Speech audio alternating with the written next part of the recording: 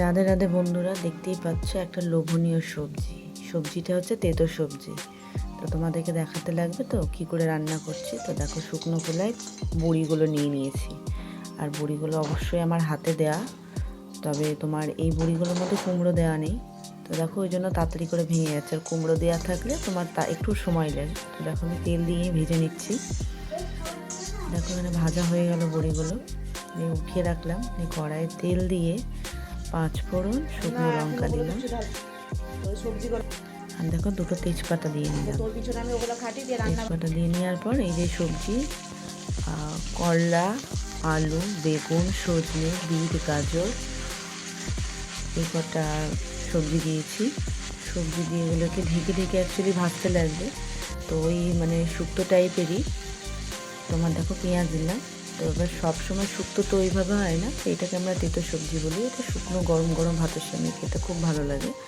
তো দেখো, পরিমাণ মতন লবণ দিয়ে নিলাম। আমি একবারেই জিনিসটা করে নিলাম। হলুদও দিয়ে নিলাম। এবার তোমরা চাইলে আলাদা আলাদা করে ভাজতেই পারো। তো খারাপ লাগে না খেতে, সবজিটা খুব ভালো লাগে, আমার খুব পছন্দের একটা সবজি। তো দেখো, এখানে জিরে গুঁড়ো আর ধনে গুঁড়ো নিয়ে নিলাম। তো অ্যাকচুয়ালি আমার পছন্দ, ভাবলাম তোমাদের সঙ্গে একটু শেয়ার করি। তো দেখো, 1 কাপ জল দিয়ে নিলাম।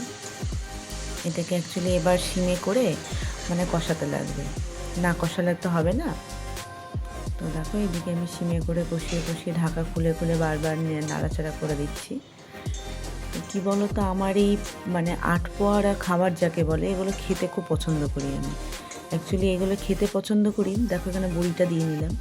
খেতে যেহেতু পছন্দ করি, এই জন্য এই ধরনের রান্নাগুলো আমি শিখে নিয়েছি। এবার দেখছো, রান্না করতে করতে কড়াইটা ঠিক উল্টে যাচ্ছে। এক হাতে মোবাইল ধরে রান্না খুব চাপ হয়ে যায়। যাই হোক, তো ব্যাপারটা কি বলো তো, আমি এই জন্য এই রান্নাগুলো, আমি যেগুলো ভালোবাসি খেতে, আমি সেগুলো শিখে নিয়েছি।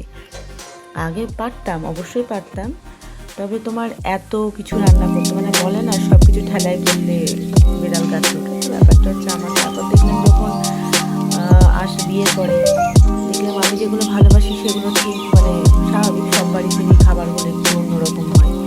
আমার শ্বশুরবাড়ির খাবারও অন্যরকম।